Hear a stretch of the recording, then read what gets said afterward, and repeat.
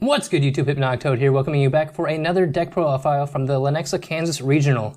Now we're here with Ethan, who got 14th place with his Pepe, his Dark Pepe, right? Yeah, I played Dark Pepe, otherwise Dark Pendulum, etc. So I'm just going to go into the build.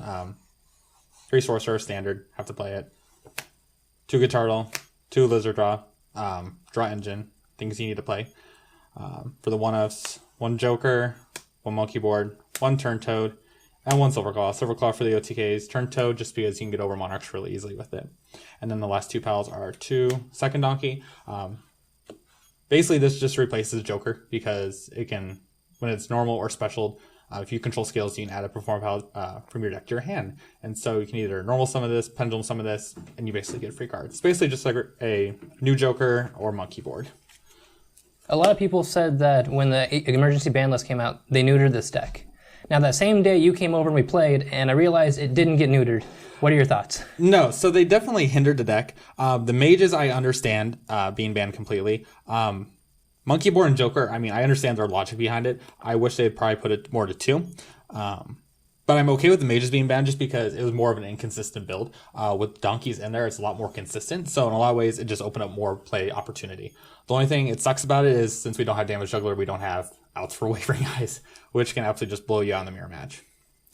So for our next engine, with the Dracos, so 2 Vector, standard, 2 Master, standard. I don't like the third one. I don't play Rabbit. 2 Cloggy, I don't like it at all. And then the 1 Lester, just because it got limited to 1. Which, I mean, that hurts the deck a little bit, but it's not too terribly bad. And then, as you said earlier, I played a Dark version, so double Armageddon Knight. Didn't like 3. It was 2 Cloggy at 3.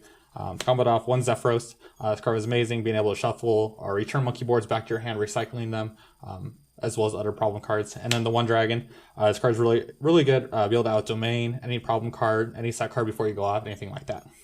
Yeah, you don't really need the 3rd Armageddon Knight when you already have one on your mat, so it works out. Yeah, exactly.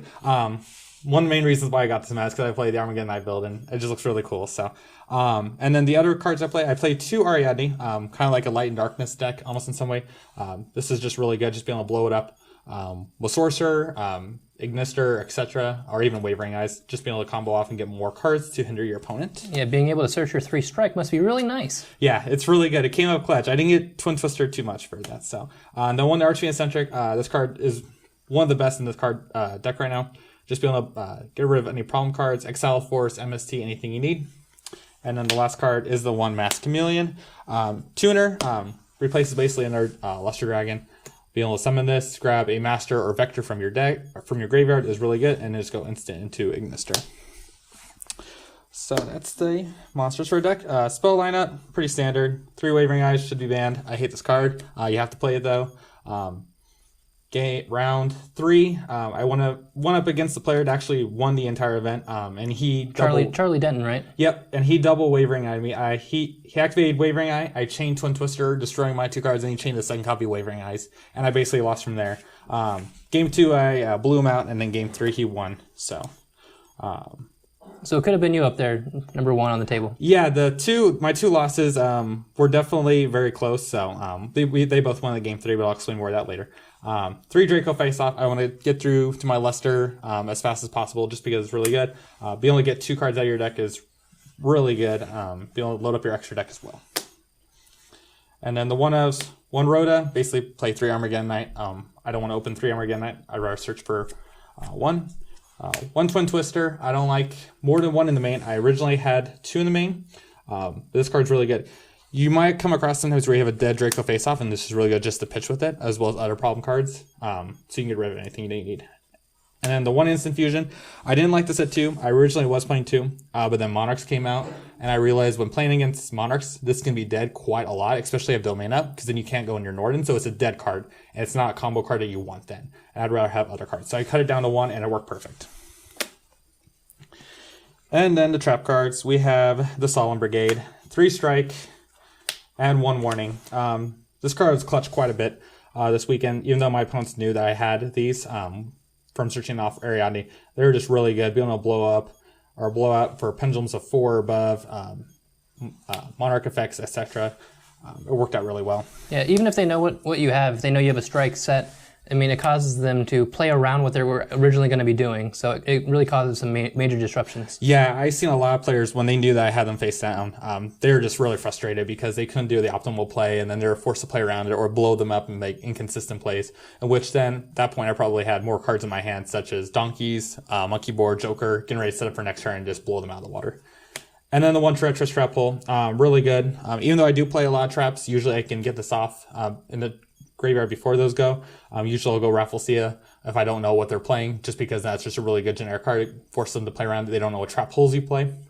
Really good in the Monarchs. If you make this an Abyss Dweller, it's almost a blowout, just because they summon cards, you can just destroy them along with Abyss Dweller. It's just really good.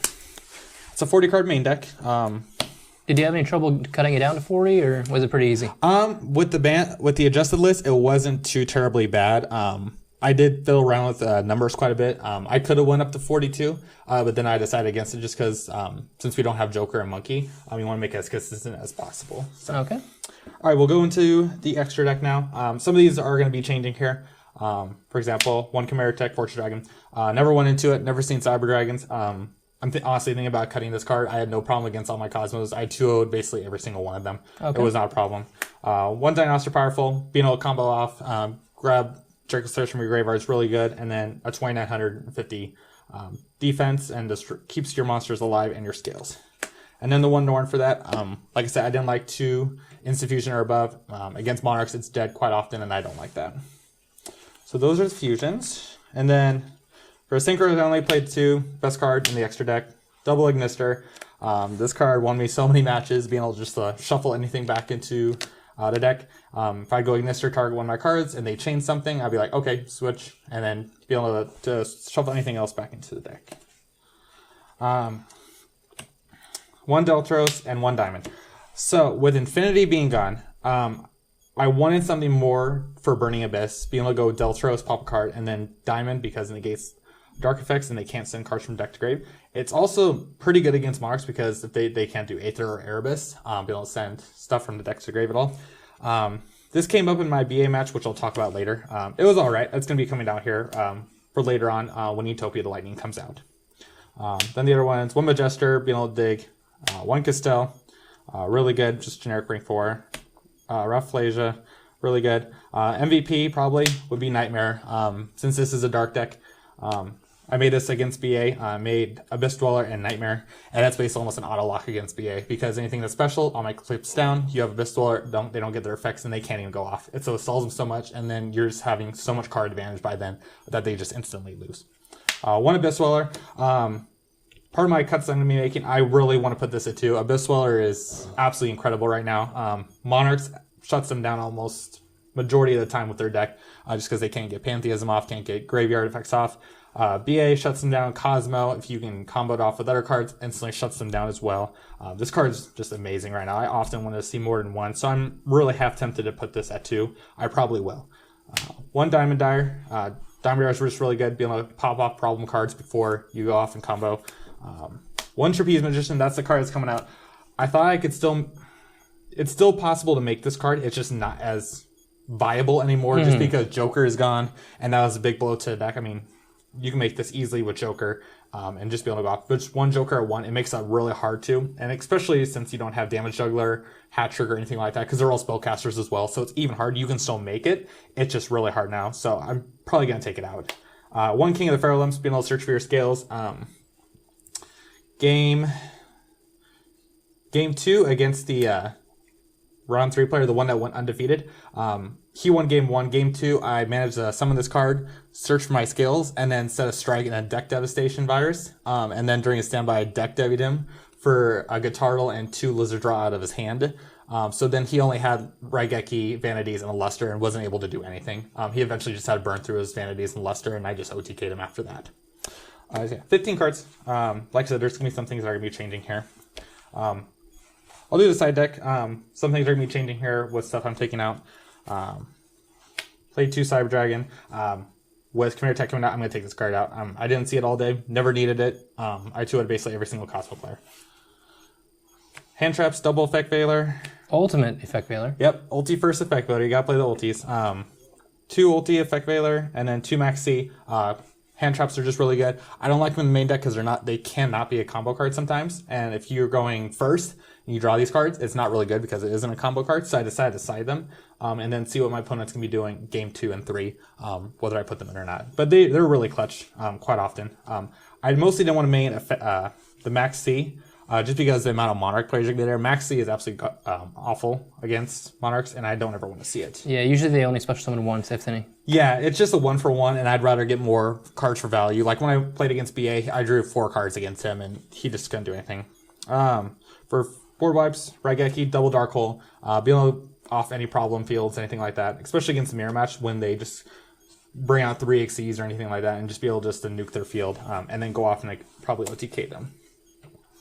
Second, I sided the second Twin Twister, came up against Monarchs, against a BA player, against Cosmo, not really at all. 2 Deck Devastation Virus. I like this card in the mirror match just because you can get rid of G-Turtle, Lizard Draw, anything lower. Monkey Board, especially too, you can knock Monkey Board. Plus you can see their hand and the next 3 cards they draw, which can be very useful because then it gives you that knowledge, know what to play around, what to go off against. So like when I played this, I knew the guy had Vanities and Raigeki, so I made sure I didn't overextend my field. Eventually he had to burn through the Vanities so I didn't OTK them, and then he had to eventually Raigeki my field, which put all my cards back into the extra deck and got rid of the Vanities, and I just pendulum things out, just because he didn't want to die. So, Double Masker Restrict. Side this in against Monarchs, probably as you know. Card was really good. Against one of my matches, I did Mask Restrict Abyss Dweller on first turn. During a standby, flipped Mask Restrict, and he just scooped from there. He had literally nothing in his hand to get rid of anything. So it wins games, especially with like Abyss Dweller, just because it shuts down their deck. And then just in case I need more targets for Rafflesia, I did play the one bottomless. In case Treacherous isn't good, against certain decks like Cosmo, Treacherous is not good because they can't be targeted. This card's really good out for Dark Destroyer as well. There you go. Is there anything that you would change with your deck coming up soon? I'm definitely going to take out the Chimera Tech Fortress Dragon. Do not like it at all right now. Wasn't good. Wasn't needed at all. I 2-0'd every single Cosmo player. Cyber Dragons will be coming out as well. I'll be adding, once they come in, I'll be adding the Utopia the Lightning build in there just because it's a 5,000 Armades is just way too good not to put into your deck. Probably the second Abyss Dweller as well. Those will be the main changes to the deck. Okay, and real quick, what were your matchups for the day? So round 1, I played again. I 2-0'd a Cosmo player. He actually won the Omaha Regional back in the fall. Round 2, I played Synchro Fusionist from a guy from Omaha. 2-0'd him. Round 3, I won the game 3 and lost to the undefeated Dark Pendulum player. Basically playing the exact same Argonite build as I was. Round 4 and 5, I played against 2 Monarchs, 2-0'd both of them. Round 6, I played against the BA. I lost to him in game 3. Honestly, I already knew once I overlaid into the Diamond, I realized my mistake because I could have made, I made Diamond Castell, I should have made Diamond and Nightmare, because then he was able to out my field and proceed to Nightmare Shark me for game. Otherwise, I probably should have won that one. That one in game 3.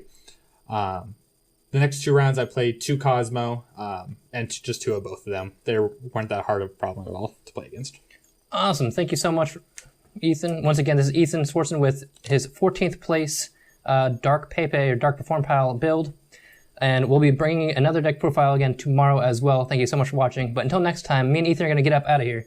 This is the Hypnotic Toad signing out for now. Peace out. See ya.